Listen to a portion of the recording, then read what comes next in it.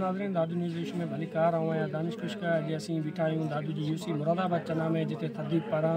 एक गोट में रोड की स्कीम ॾिनी हुई है जिते इफ्तिदा ते डिप्टी कमिश्नर दादू समीला शेख साहब पहुता आहिनि ऐं थरदीप जा नुमाइंदा आहिनि उहे पिण हिते मौजूदु आहिनि। थरदीप समाजी तंज़ीम जेका यूसिन में कमु करे पई उन बाबति जेके थरदीप जा अॻुवान आहिनि उन्हनि सां बि ॻाल्हि ॿोल कंदासीं त उन्हनि जो छा चवणु आहे।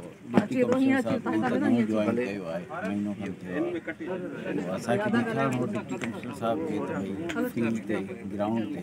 ॿियो कुझु कमु थिए पियो जेके तंज़ीम पंहिंजी मदद पाण कया या इदारे जी सपोर्ट सां उहे अची ॾिसनि ऐं उन्हनि जा जेके बि तजवीज़ हुजनि उहे असां उन्हनि खे ॿुधायूं असांखे ॿुधायूं त बुनियादी मक़सदु छाहठि यूरो काउंसिल में थरदीप कमु करे पई ऐं इहो साॻियो ई उहो चाहे मुआशी सपोर्ट हुजे सिहत जे हवाले सां हुजे न्यूट्रिशन जे हवाले सां हुजे स्किल डेवलपमेंट जे हवाले सां हुजे या इंफ्रास्ट्रक्चर डेवलपमेंट जे हवाले सां हुजे मोबिलाइज़ेशन जे हवाले सां हर उहा कमु करे थी। उहो चाहे हिन खां हटी करे जेका बि ज़रूरत वक़्त जे ज़रूरत मुताबिक़ जेका बि कम्यूनिटी खे प्रॉब्लम्स थियनि था उते थरदीप पंहिंजो सपोर्ट करे थी। ऐं इहो सिर्फ़ु हिकिड़े सेक्टर ताईं न आहे महदूद, इहो हर सेक्टर में इन्हनि जो आहे। ऐं स्पेशली जॾहिं हिते फ्लड आयो त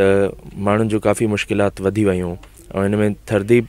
रिहेबिलिटेशन में ऐं माण्हुनि जी मदद में ॾाढो अहम किरदारु अदा कयो। मां इन्हनि खे यकीन दयानी थो करायां त डिस्ट्रिक्ट एडमिनिस्ट्रेशन हमेशह इन्हनि सां कोऑर्डिनेशन में रहंदी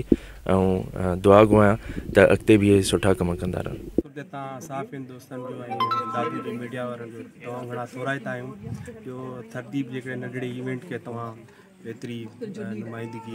मीडिया जे ज़रिए ॾियो पिया। पहिरीं ॻाल्हि त थरदीप जेको आहे ॻोठाणी तंज़ीमनि सां या ॻोठाणनि सां गॾिजी करे पंहिंजी जेके बि इंटरवेंशन जेके बि कमकार आहिनि उहे सर अंजाम ॾींदी आहे। ख़ासि तौर ते असांजो गुरबत घटायो प्रोग्राम जेको आहे उन ते असां कमु आहे फोकस आहे ऐं उहो असां कयूं था कम्यूनिटी सोशल मोबिलाइज़ेशन जे थ्रू कम्यूनिटी खे इन्वॉल्व कयूं ताकी उहे पंहिंजा मसइला पाण जी मदद आहे उहे हल करे सघनि। थरदीप तमामु घणी मदद करे पई ऐं इन थरदीप इन अंदाज़े ते पहुचायो आहे ही ॻोठाणे स्कीमूं असां ॾिनियूं आहिनि जो हिन ॻोठाणा तमामु पोइते हूंदा हुआ गुरबत में मींहं में इन में जेको पंधु वेंदा हुआ या हिन महिल उन्हनि खे तमामु घणी सहूलियत मिली आहे जी स्कीम ठाही आहे। हूं त मुख़्तलिफ़ फ़ाइदा आहिनि जेके हिन ग़रीब घराणा जा ग़रीब जेके ॻोठ पोइते पियल उन्हनि खे मिलनि था। पर अॼु जेको प्रोग्राम हो इहो हो त असां हिकिड़ी स्कीम ॾिनी आहे सिरुंज रोड जी जेकी तक़रीबन 1500 फुट ताईं आहे जिन जी जेकी पेमेंट जेकी थिए थी उहा 8,70,000 आहे उहा ॾिनी आहे। ऐं अॼु जो प्रोग्राम हो इन हवाले सां बि आयो त जेके ग़रीब खां ग़रीब घराणा आहिनि उहे केतिरो पोइते पियल आहिनि ऐं असांजे हिन फ़ाइदनि ॾियण सां उहे पाण भर उथिया आहिनि। थरदीप रूरल डेवलपमेंट 66 यूसी में कमु करे पई उन 66 यूसी में हिकु यूसी हीअ बि शामिल आहे यूसी मुरादाबाद चना। इन में असां जेको कमु कयूं पिया गुज़िरियल 5 सालनि खां कयूं पिया ऐं हिते जेके असां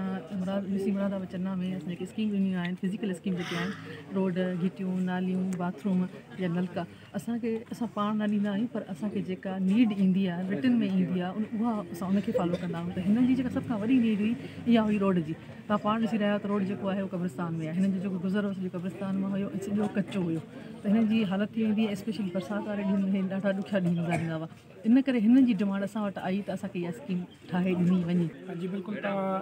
ॻोठाणनि जी बि ॻाल्हि ॿोल ॿुधी ऐं थरदीप जे नुमाइंदनि जी बि ॻाल्हि ॿुधी उन्हनि जो इहो चवणु आहे त यूसी मुरादाबाद चना में जेको ॻोठ आहे हिन में बरसाति जा